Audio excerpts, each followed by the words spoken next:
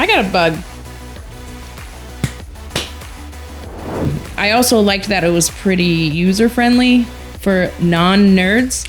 And we have to be intentional and careful about how much we're allowing it to get into our cognitive mind. What is your experience with cognitive behavior therapy and this kind of cognitive triangle, Aaron? No, I've been waiting to talk. I can see it on his face. I've been waiting. He never lets me talk that long. I was really surprised. Literally just realizing, making that connection now, after all the years of therapy and doing this type of stuff.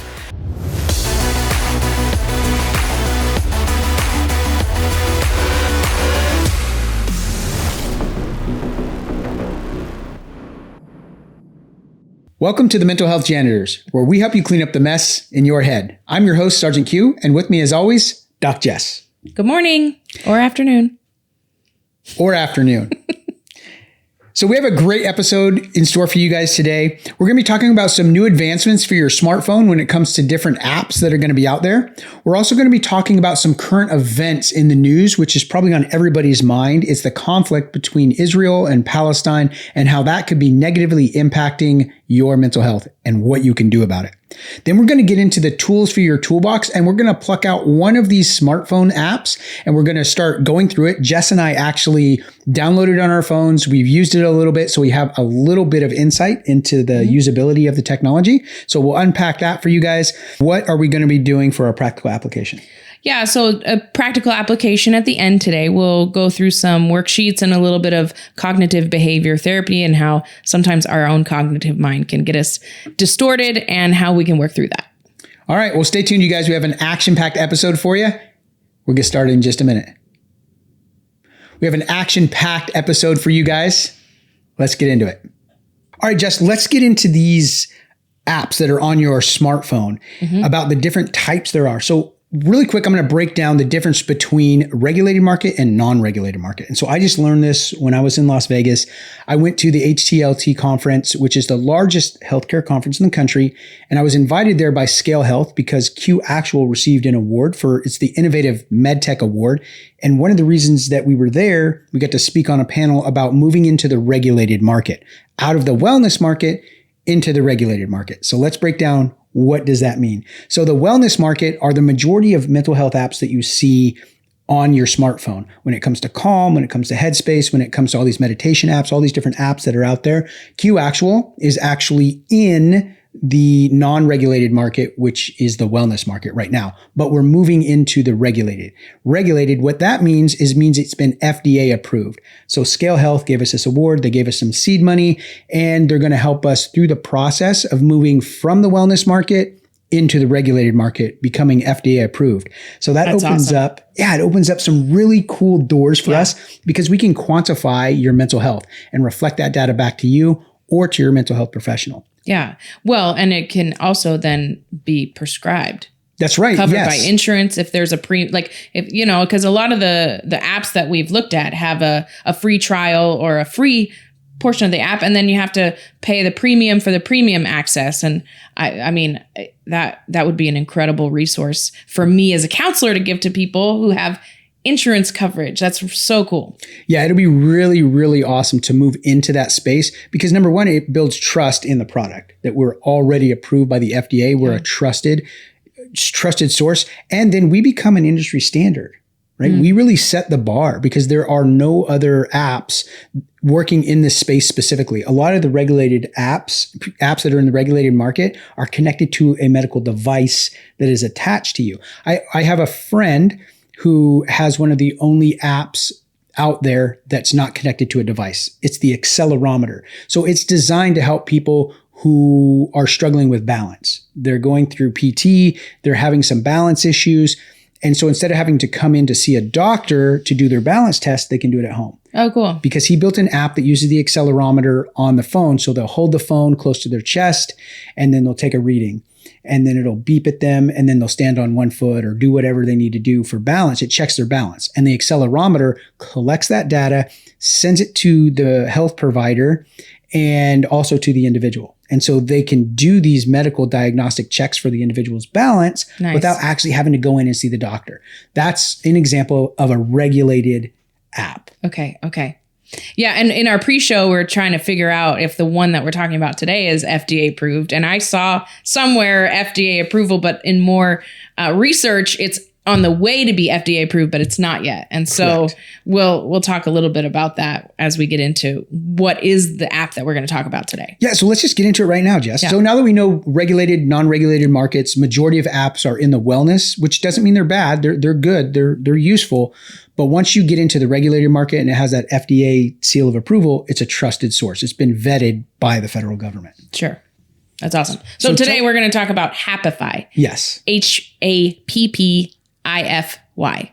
And Casey can load up what the app would look like on the Play Store if you guys want to see. We'll talk just a little bit about some pros and cons about the app, what we've read in reviews, and then kind of what we experienced in our quick little 5 to 10 minute session of downloading the app ourselves and what it was like for us. So I'll start with the first thing I really liked about it was... Well, before you tell them what you like, tell them what it is. What does it do? Oh, yes.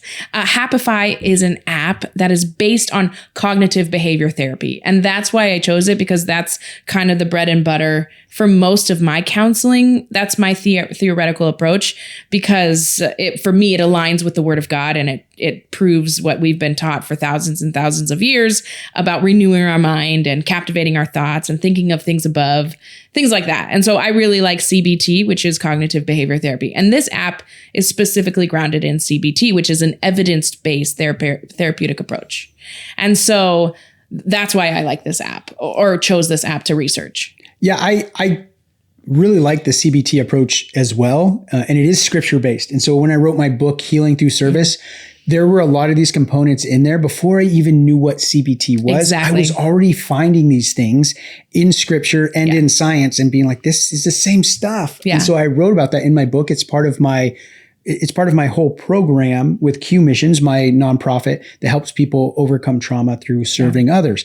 And it's all about rewiring that brain structure, which is CBT. Yep. And so it's super exciting. So that's what the app does. Now let's talk about our experience and some of the pros and cons. Go ahead, Jess. Sure. I would say my first pro that I noticed was it's a little more customizable than the other apps out there when it comes to choosing what works for you and what doesn't. So the first thing that I noticed was, as the app was trying to get to know me, it asked if I would like to include meditations in my tracks or not. And because I am marketed as a Christian counselor, I get a lot of Christian and other religious people in my clientele. And some of them have spiritual reservations about different kinds of meditations. And so I liked the option that they can go in and say, you know what, I would rather not have meditation tracks. And so I liked that about it. I also liked that it was pretty user-friendly for non-nerds, technology nerds like me. That was really nice. And I liked that they had a lot of different tracks. So most of us that struggle with mental health, there's different triggers for us that cause us to go on our mountaintops and our valleys of our mental health journey. And so if I'm really in a season where I need relationship help, they have tracks for relationship. They have tracks for kids and family. They have tracks for depression. They have tracks for for personal growth, different tracks. And I like that about it. Yeah, I liked how user-friendly it was. It was a little bit of time to get set up, more than I thought. But I understand why. They're really trying to understand the profile of the individual utilizing the technology. So that way they can start suggesting things that are going to be appropriate for you specifically. So I understand the why behind it. It did take a little bit of time. So just know that when you first engage with this app, it's not going to be you get in and get to start using it. It's going to take some time to set it up, but that's okay. It's not like 20 minutes. It's like 3 or 4 minutes. So that was one of the things that I noticed right off the bat. The other thing that I noticed was there was a lot of different tracks, but the majority of them were pay to play. So you had to buy the subscription, the premium version, to get access to these. There were very few free ones, which, I mean, I understand they got to make money. They want you to buy the premium version. Totally get it. My approach to that is just a little bit different. Being a tech nerd, like you said, a techno nerd, I would have much rather had 48-hour free trial where everything was available to me, or a 7-day free trial where everything was available to me. And I could see these different tracks, because the 3 tracks that were there, I'm like, I don't need those 3 tracks, but I like this other one. It would have been nice to try out something that actually appealed to me. Yeah. Having all of it open, or a majority of it open, to where I could use these different things for a couple of days to see if it fit, my mental health journey. So that was my pro and con. It had a lot, but very limited on what you could use. When I did use one of the tracks just to go through it, it felt really short, and I didn't really understand what I was supposed to be getting out of it. I mean, I went through it and it gave me a little bump in my mental agility, I think, went up, but I didn't know why. It felt like the lesson was too short. I just didn't understand too much of it. Yeah. And that's interesting that you bring that up, because that's one of the recorded reviews of cons. It says here, certain, the educational tracks lack clear structure, which can make it difficult to feel like you're building skills or progressing. That's exactly what you felt. That was my experience too. And so I know that these guys are going to be looking at these feedback and making changes and reiterating and getting a better feel of how people are interacting with the tech. And they're going to continually make improvements. So I wouldn't say just throw it out because of that. I know that they're going to be iterating and making it better. One of the other things that people complained about was the bugginess and lagginess of the tech. And so just to break that down for you guys, between a bug and a lag, a bug would be it crashes or it freezes, or you get to a point in the app where you can't back out. That's a bug, something not working properly. And lag time is it just takes a long time to load. I didn't experience any bugs in the technology, but I did experience lag. And that has to do with the way they built their database. And again, that's something that they're going to reiterate and change and make better. So if you're using this app, I think it's great. I understand how they built it. I think it's going to do really well in the marketplace. Just give them some time. They are still kind of new. Let them work out some of these kinks in the system. But I really like the app. It's something that I'm going to continue to try and use and work with and see if they can make those little bit of improvements. Yeah. Okay, so we talked about this new technology, which is great because we all need it right now. Yeah. It feels like since 2020 that the world has just been inundated with these huge issues around mental health.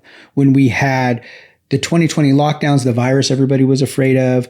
The same time we had the elections that was super highly pumped up when it came to anxiety. We also racial had injustices. The racial injustices and the tensions and the marches and the riots and the looting. All of those things happened. Now we had to deal with the war in Ukraine and Russia and all of that stuff happening. And then right now today, Israel and Palestine are in the middle of a huge conflict. And so when you look at the progression of mental health, you have all of these extra mental health stressors that have been laid upon everyone globally. And what makes it worse is social media. Because it used to be that you would go home at night, 6:00, Dan Rather would come on the news and he'd give you an hour, maybe 90 minutes of news. And that was your experience. Or you would read the newspaper in the morning and it would tell you about what had happened. But now we have a 24-hour news cycle. With network news, plus social media gives you real time right now happening in the moment, unfiltered, unregulated access to very traumatic images and stories that are coming out of these war zones, which is not good for our mental health. So let's break that down a little bit. Jess, what are you seeing out there as a counselor? Yeah. With Israel specifically, or? Well, yes, specifically. I mean, there's all these different conflicts. And then the most recent one now is the Israel-Palestine conflict. Well, if I could take a step away from that, and something that you just said made a light bulb go off for me. And that's in the study of war. So you and I were in Operation Iraqi Freedom. So war 2003, so in my study of war and why the later wars have been so different than World War I, World War II, is back in World War I, World War II, those older wars, the infantrymen would go to the front lines, they would battle it out, and then they would retreat for days, weeks, months. And then they would go to the front line, battle it out, come back, retreat. And so it allowed their brains to engage in that fight or flight, retreat. engage in that fight or flight and retreat. And that allowed their cognitive or their brains to recognize the difference between fight or flight in their frontal cortex, and when we're retreating, we're safe. Okay. And it's not to say that any war is better or worse than the other. They're all terrible. But over time, fast forward to our war, we got mortared every day. Mm-hmm. Our lives were in danger every day, 24/7. And when you brought up the social media 24/7 and how back 50 years ago, you would come home, watch the news, go to bed. It's kind of the same concept of trauma constantly on the frontal cortex of your brain. People's fight or flights are getting all whacked out because we're fighting a different war now. And so that's really interesting to me, and is going to help me in my practice of helping, because I have dissected in my mental health journey, what it was like for me for 367 days, however long I was deployed. I think it was about that, of my frontal cortex being engaged 24/7 for 365 days. And how that, how damaging that can be on your cognitive brain. And so that really goes back to the question of, what am I seeing? I am seeing that everywhere in all of my clients, my adolescents, my young adults that have trouble sleeping, that have trouble with social anxiety. All of those things are because they don't realize subconsciously they're fighting a war 24/7, because we never get a break from all these things that are going on right now. We can't turn it off. Yeah. And I mean, we could disengage from social media. Yeah. But that's so hard because people are so addicted to it. Yeah. Because when they built it specifically to keep you engaged on the technology. Because if they can have you on the technology more often, then they can sell that time to advertisers, which is how they make their revenue, is by advertisers paying money to be on that platform, to be in your cognitive space. Yeah. That is why you see all those suggested ads. That's why they're selling your data. When you get a free app, it's because you're the product. And they're selling your profile, your avatar to these different advertisers who are they're going to advertise their products to you. And so there's positive side of that is you're going to get directly marketed with stuff that you care about and that you want to see. But the negative side is that you become the product and you are expendable and very exploitable. And that's what's happening. We as a society are becoming exploited by social media giants because we are revenue machines for them. Yeah. The more we're on this technology, the more they can charge these advertisers for that space in our cognitive, for that advertising space in our cognitive load. They can charge more for that. The negative side is that we're constantly inundated by these updates of all these wars and famines and disease, all these things that are just constantly pounding our conscious mind with all these negative things that are happening. And so it can make change your worldview of that's how everything is everywhere. Well, and that's where anxiety comes from. That's right. It's that constant fear is normal, but anxiety is when it becomes abnormal. And that, like, understandably so, people hear about the worst of the worst all the time. And so their mind goes to the worst of the worst all the time. And that is, I guess, bringing it back to Israel and what's going on right now. There's a lot of things being triggered with this. They're comparing it to 9/11 because, per capita, bodies and I mean, those trigger words that are showing on the breaking news of children and women getting raped, that brings lots of triggering things up for people. That's right. And we have to be intentional and careful about how much we're allowing it to get into our cognitive mind. We have to set boundaries. We have to set a structure around, okay, how am I going to proactively start working on my resiliency when these things start coming up? And the other thing is, when you see something that's disturbing out there, or maybe triggers you, or you feel like, oh, this is such an injustice, that's a normal feeling. That's okay. Good. But we can help stop or slow down that cycle of engagement. Because when we see that, we don't necessarily have to engage with that post. Yeah. We don't necessarily have to reshare that publicly, because then that information is out there. If our friends want to find it, they can. But we don't have to be the one bringing that trauma to their front door. Yeah. which is you put it on your, well, it's just my feed. If they don't like it, they can, disengage. That's true. But you also have to be a responsible social media user. Right. It's like owning a gun and then waving it around in a crowded space. You're going to freak a lot of people out. Yeah. Right. You're not trying to shoot anybody, but if you're brandishing it and you're waving it around, you're going to freak people out. There's laws against that. So be mindful with the stuff that you're sharing, resharing, and I see people saying, oh, trigger warning. That is not enough to just say trigger warning on your post. Be very mindful of what you're actually posting and what images are connected to that post. Yeah. I mean, physical images that are being shown or headlines that are being put out there. Just be mindful. I'm not saying you can't do it. I'm just saying be aware that the stuff you share may be harming your friend's mental health. Yeah. You make that decision for yourself, what you're going to share and what you're not. But I just want you to be conscious of it, to just take a moment and think before you repost that stuff. Some of it is fake news, but I'm not even talking about that. I'm talking about stuff that is true, really happening. And you say, oh, I'm spreading awareness. But really what you're doing is you're victimizing your friends with this information, which other people are going to do it. That's fine, but you don't have to be part of that. You can choose to do something different. Yeah. And so that's what I really wanted to just impart on you guys.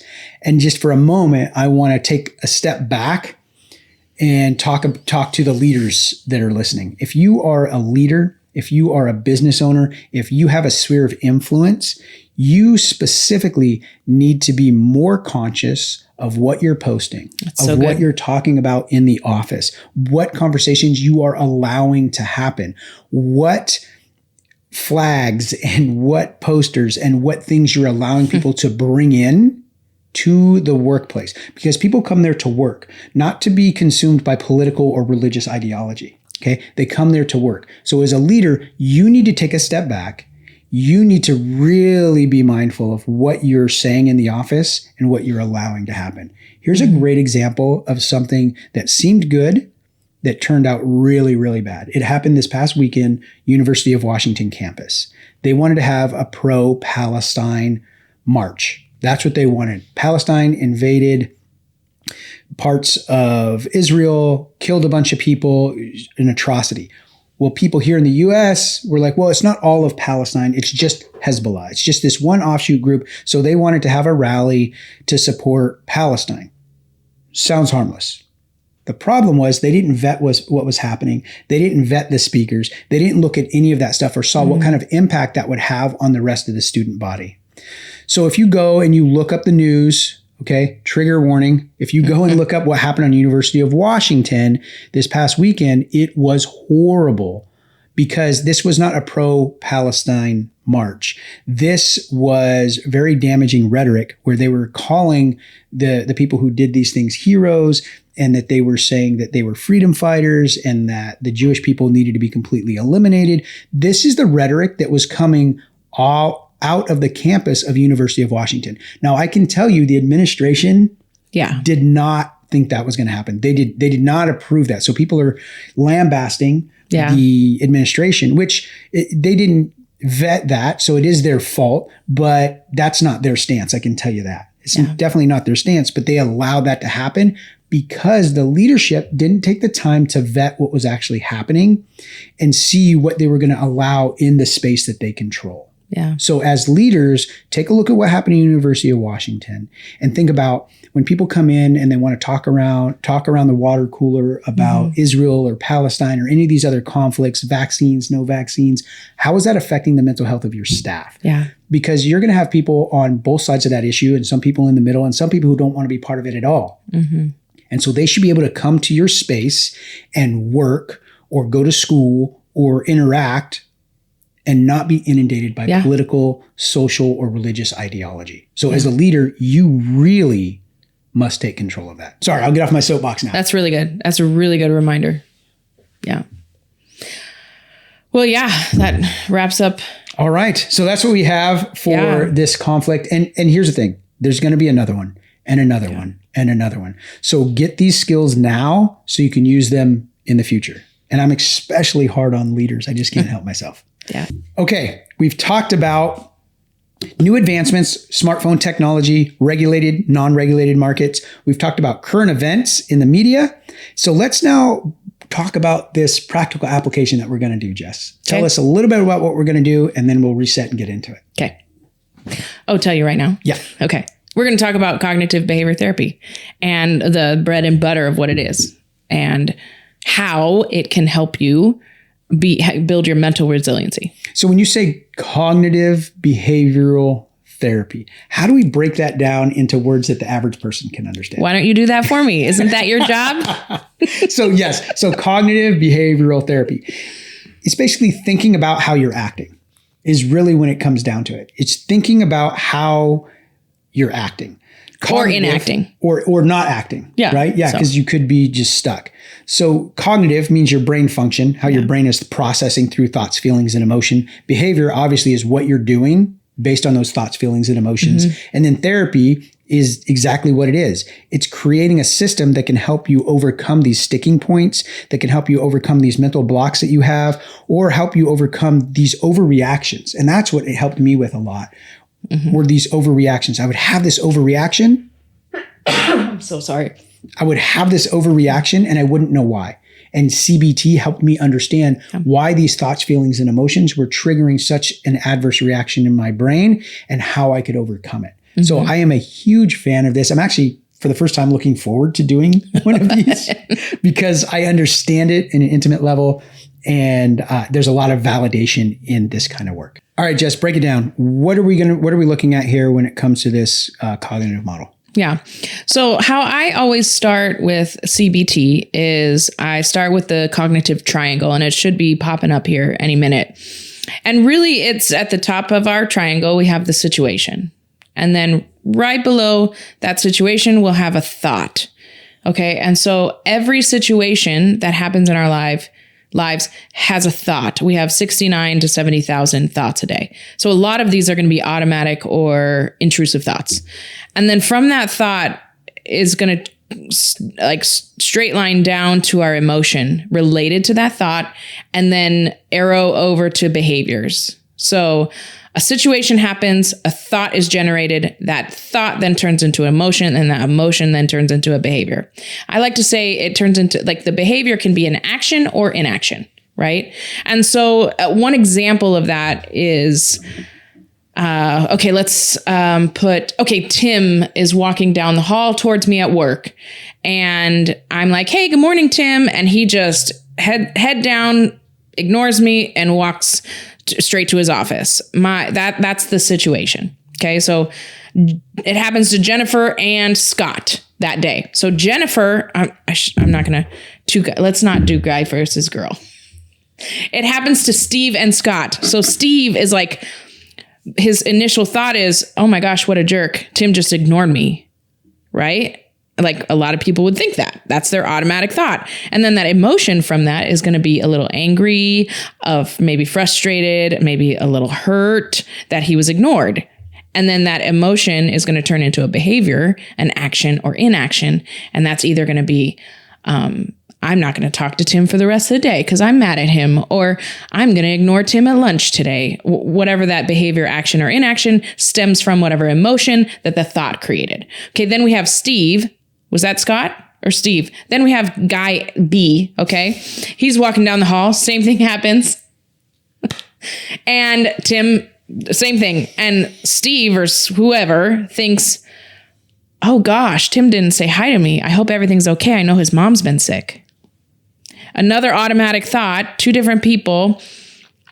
And that thought is then going to trigger a different emotion, maybe some empathy, maybe some concern, maybe a little just more neutral feeling. And then that behavior, action, or inaction is going to then turn into, maybe I should make sure to, let me make a mental note to check on Tim later today, right? Same exact situation, two completely different outcomes from that situation based on our cognitive, based on that initial thought. And so that's what we do with cognitive behavior therapy, is we learn, right? We talk about it a lot, that knowing is half the battle.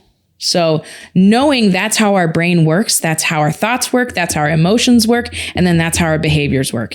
Every single behavior, every single action or inaction that I do during the day comes from an emotion, which comes from a thought. And so learning that, okay, that seems pretty important, right? So why aren't we taught this more? Like growing up in school, right? Because, yes. So what is your experience with cognitive behavior therapy and this kind of cognitive triangle, Aaron? Oh, I've been waiting to talk. I can see it on his face. I've been waiting. My He brain has never been lets on me talk that fire. long. I was really surprised. I was like, wow, he's really let me go for a while here. All right, go. It was so hard. I had so much I wanted to say. But I just want to, you hit everything right on the head. I want to take it just a little bit deeper. Okay. So the thought, feeling, and emotion, that is great. That's what happens. So what chemically is happening in your brain? The situation happens, you have a thought, and usually an automatic thought. A thought, what that thought does is it triggers the emotion. But what is an emotion? What is that? An emotion is actually a chemical release in your brain. Yeah.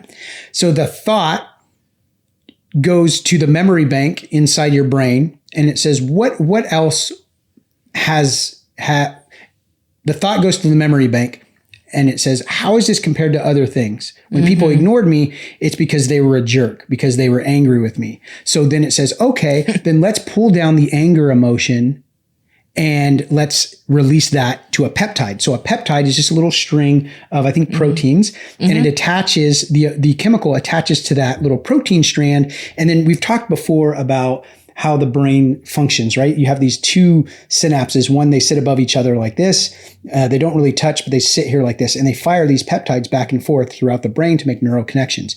So that peptide goes into one neural connection, fires into the next one, and then so on and so forth throughout your brain. And so that's what happens. The emotion is actually a chemical that's released. And what your brain does is it looks at that interaction and compares it to other ones that you've had in your life to be able to tell it from that past information, what chemical do we release to help create that chain of events inside of our brain, that brain-body connection. So it seems really, really big. It seems like a really, really big idea. But when you break it down on the smallest level, that emotion is based on your past experience. So a lot of what CBT does is it introduces new information into your brain housing group. So that way, when that situation happens, it doesn't just automatically go to, oh, this person doesn't like me, or they're upset with me, or they're a jerk. It introduces new information. Like man number 2 knows that this guy, his mom is sick or ill. That's new information that the other guy didn't have. So based on the new information, the brain can look at the different thought patterns that happen, release a different chemical of empathy, which changes the behavior output.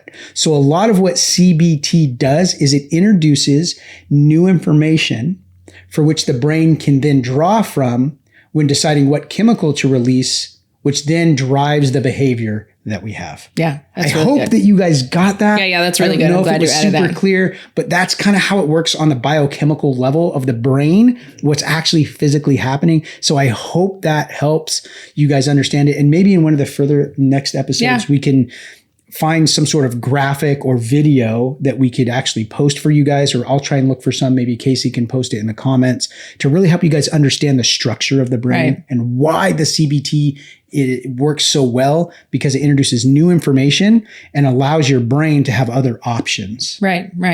And in the process of CBT, right? Because everybody struggles with automatic and intrusive thoughts. Everybody. And it also ties back in the kind of that perception bias and that negative bias that we've talked about in the past. You know, like when I park in a veteran stall at Home Depot, I'm pulling up those negative memories from the past, and it tells me, oh, this is a time to fight or flight, because somebody's going to yell at you for not being a veteran and parking in the veteran spot, right? Those kinds of things. And then, with a counselor, I would dissect my week and slowly be able to go back and be like, when did because especially with PTSD, I'll notice about day 2, hey, and with the help of my husband, hey, you're acting a little triggered. Are you feeling okay? And then I'll have to really self-evaluate and be like, I have been acting kind of triggered. Let's dissect where, when, what happened. And then I can go back with my therapist and be like, okay, this is what triggered, and so we can have somewhere to start to go ahead and unlearn those negative cognitive biases and relearn new ones. And that's what's going to be fun about doing that with you at the end of today is we're going to do a little practical about what that would look like with a CBT therapist. Yeah, I really love this type of therapy. It's phenomenal. So I'm really excited that we get to share this one with you. All the other ones, honestly, I was not real excited about doing, but this one I really like because I truly understand it. I use it a lot on myself and with the veterans that I work with. And it's incredibly valuable. And so if you're going to go see a therapist, which we highly recommend you do, look into doing the CBT. I think you're going to get quicker results by doing it, and you're going to feel empowered. I think that's one of the things for me is I really felt empowered to take control of my mental health journey by learning these skills and having this new information. Yeah, exactly. And it's not for everybody, and that's okay. Oh, it's for everybody. No, I'm just kidding. Yeah. And I mean, I think everybody could benefit from the core values of CBT, but the CBT based therapy, it's not everybody's cup of tea. Some people just want to talk about their feelings for 3 years, 1 hour a week, and that makes them feel better. There's therapists out there for you. It's not me, but for me, I'm a low rep kind of guy. I want to get in, I want to learn, and I want to move on. Me too. I don't want to. And that's the veteran population. And that's why I see a lot of veterans, because that's kind of how we all work. Like, I should probably be better at talking about my feelings, but I don't want to. Just tell me how to fix it. That's right. Yeah. All right. Well, let's get into it, Jess. Let's unpack this thing. So we're going to reset, and then Casey's going to throw this model up on the screen. You guys will get to look at it as we go through this process. All right. Okay. All right. We still got about 20 minutes on this clip. You think you can get it done? Oh, sure. Well, then just go. Yeah. Yeah, let's do it. Just push. Having this timer here helps us a lot because we're just 10 minute, 10 minute, 10 minute, 10 minute. 10 minute, 10 minute, 15 minute. Okay. So we're still under for that one. Yeah. That's good. Okay. Can I have my pen? Still my pen. It's not a good way to start. Nope. Are we going to break that down? Yeah. So welcome in today, Aaron. Oh, yes. Okay. Here we go. I was going to intro us back in, but you're right. We're in therapy now. Therapy now. Okay. Yes. Reset. Go for it. Okay. Welcome in today, Aaron. Thank you for coming to your weekly therapy session, 10-minute therapy session with me. We're going to talk a little bit about CBT that we've talked about in the past, and we're going to do a little worksheet. It's called the Cognitive Model Practice Sheet, and our viewers are going to be able to watch as we go through each section and on how we do it. Awesome. And just for you guys to know and understand that this is a therapy session that's happening live. We have not practiced this. I understand CBT, but we have not gone through this worksheet before. It's the first time I've seen it. We have not discussed it in any way. So you guys get to see what an actual therapy session could look like when you decide to go get therapy. Yeah, perfect. All right, so let's get into it. Jess. Yeah. So, Aaron, over the last, let's, for the sake of trying to be as genuine as possible, over the years of your growth and development mentally, what is a situation that came up for you on a regular basis that you found was triggering for you? You know, it could have been anything really. It could have been a client being upset at me would trigger me into, I would catastrophize everything. So I would automatically, a client would be upset or an employee would quit, and automatically I would think, oh, I'm going to be homeless again. And so it didn't really matter what it was, any kind of stress like that, especially when it came around work, because that's how I became homeless twice as an adult, was because I had lost my job and then ended up living in my car twice. And so anytime anything work related happened where I would lose a client or a client would be upset, I would automatically go back to, okay, I'm going to be homeless now. One thing what I heard you say is that one of the biggest triggers for you over the years has been, it sounds to me like a sort of rejection from an employee or a customer or client or somebody, maybe a mean email or some kind of negative interaction that centered around rejection. Does that resonate to be true at all? Yeah, it does. And it's strange because as you said that, it makes me think of, my time in Iraq. I was I'm a forward observer. I was attached to the 6 engineers. And so I was put out like on an outpost away from everybody, not really part of the unit, just as, I was attached to them, but I never really felt like I was part of the unit. Yeah. And what would happen in that position if you failed? Oh, if I failed at my job, then people would die because I'm the first line of defense of I got eyes out there and I got the radio control, so I can see what's coming and going. And if I failed at my job, then it would cost lives. Yeah. Yeah. And so coming home from war and experiencing a loss of job, that rejection, and the catastrophe of ending up being homeless, why would your brain not go there, do you think?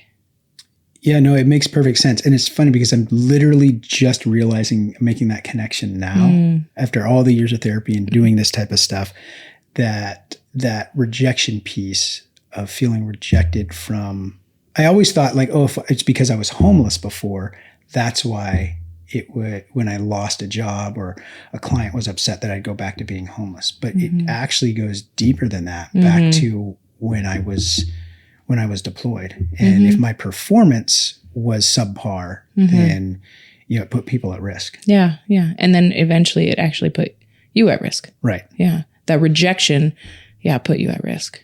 So if we were to write down the situation, rejection at work led to an actual thought of, I'm going to be homeless.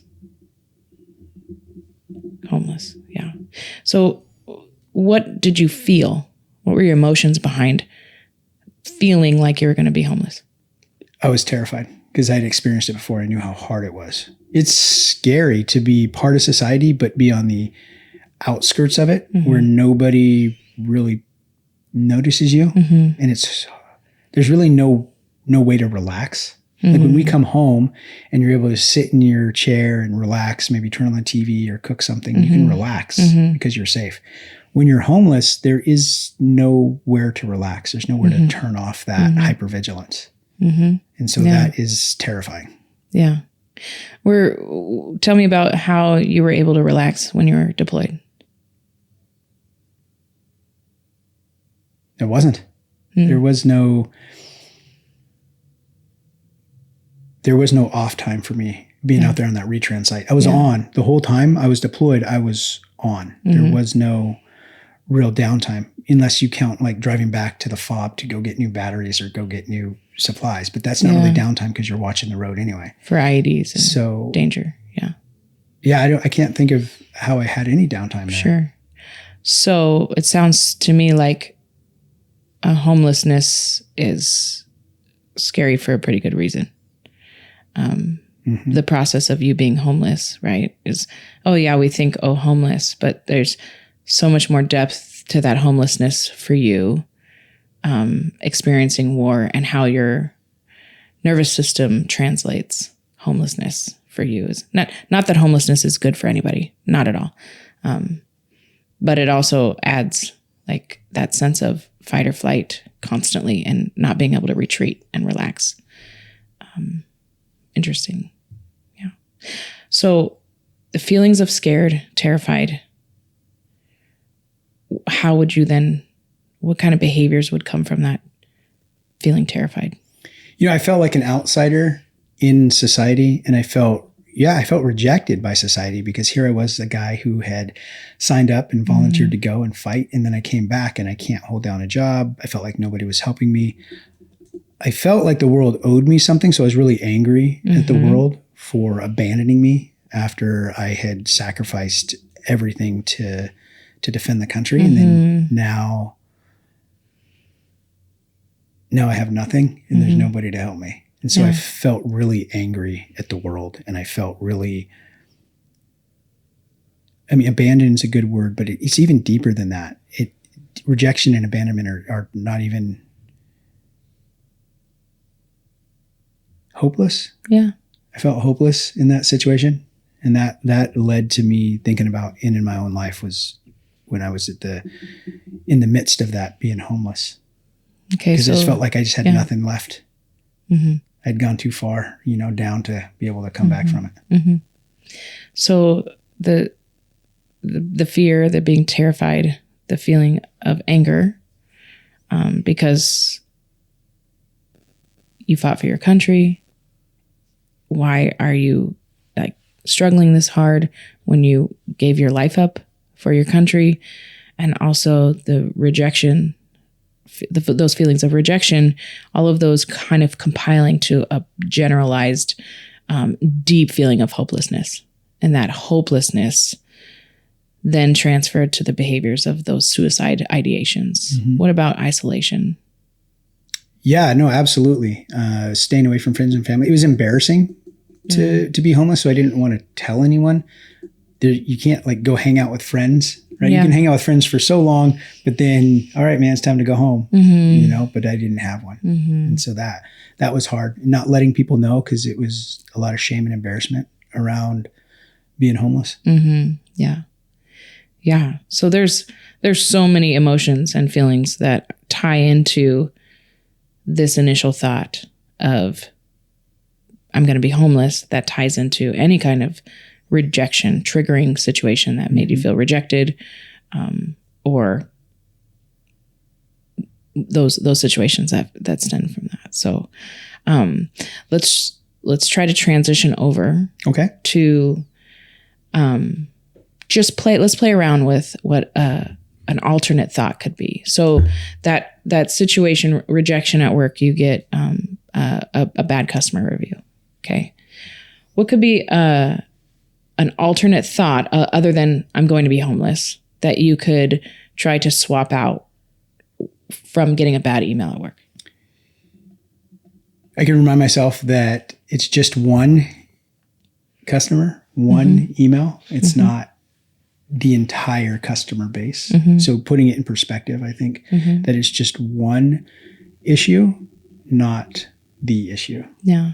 And how often when you got a bad review or a bad email from somebody, was there some substance in it that helped you grow from that?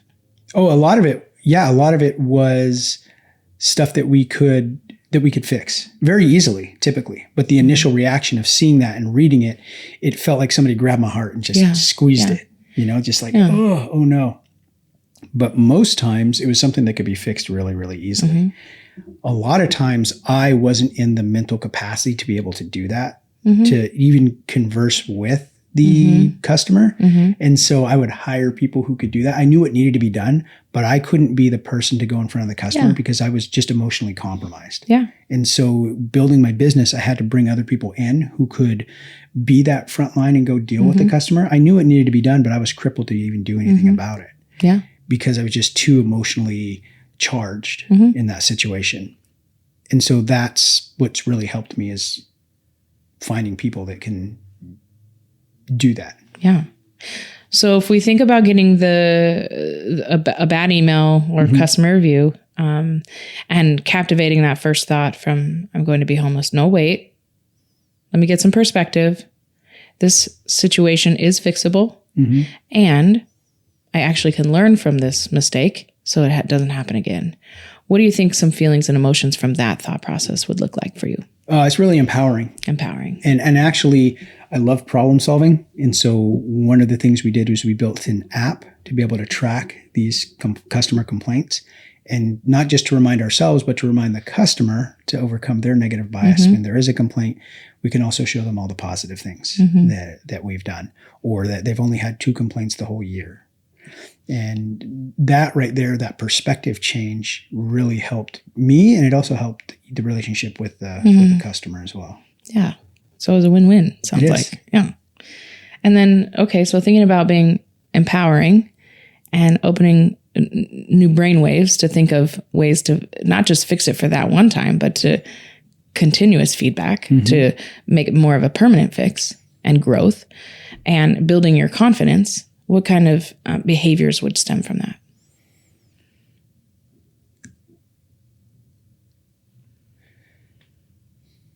So one of the things that we did, like I said, was build the technology. And so now, instead of being in fear of the complaint, we actually use it to our advantage. because now it's something that we can look at and see, okay, is there a trend of these things happening in this building? And then we can narrow it down to, okay, if it's a trend in this one building, who's the janitor responsible for this area? And maybe we can give them some additional training, or maybe we can give them a different tool to overcome this problem that's happening. We can start to see trends happening throughout the company, which helps us just grow. And it's been one of the major factors of our scaling to be the size that we are, is to be able to identify these problems, quickly identify solutions, and then be able to deploy them in our community very, very quickly, utilizing the technology. So that's one of the things that's one of the things that initiated the design of the janitor cart app that we built, was to overcome this trauma loop that I was stuck in. That's amazing. So it sounds to me like a situation, thought, feeling, behavior that was so debilitating before has turned into perspective, empowering confidence that has not just led to your own personal mental health growth, but it's enabled your employees to grow, and it's enabled probably 90 more employees to come work for you. Since then, your company has grown so much that this one little altering, in addition to other mental health growth, if we were to put it in a box, because of this flip of thinking, 90 more people work for you, 142 people work better for you, and you continue to gain new clients and customers because you found a way to be proactive at being the best in your industry. That is really cool. Thank you for sharing that with me, Aaron. Yeah, that's really cool to unpack it that way. Yeah. That was awesome. Cool. Well, that's what it looks like, you guys. That's what therapy looks like. And that is a very truncated version. Yes. This would usually take 60 minutes, something like that, typically? 50 minutes is typically what it would take to go through something like this. Like I said, I understand the model, and I've done a lot of this work already. So we try and make it as quickly as possible, happen as quickly as possible for you guys. But like I said, we don't rehearse this. We just go through it as if it's fun. It really is a real counseling session. I get free counseling every week. Nice. From Doc Jess. 10 minutes. 10 minutes. 10 minutes. That's my that's my free version, right? Yeah. You gotta pay for You got to pay for premium. All right, so that's it for the Mental Health Janitors, where we help you clean up the mess in your head. We've talked about really cool technology that's out there for your smartphone to help with your mental health journey. We've talked about the difference between regulated and non-regulated markets when it comes to the tech. We've also talked about how social media and the news and these conflicts really can impact your mental health journey. And if you're a leader, you really need to take responsibility for what you're putting out and for what you're allowing to happen in your sphere of influence. We've talked about this cognitive behavioral model for therapy, and then Jess put me through it, which you guys got to see. And so we look forward to seeing you next week. For the Mental Health Janitors, I'm Sergeant Q, and this is Doc Jess. And we're out.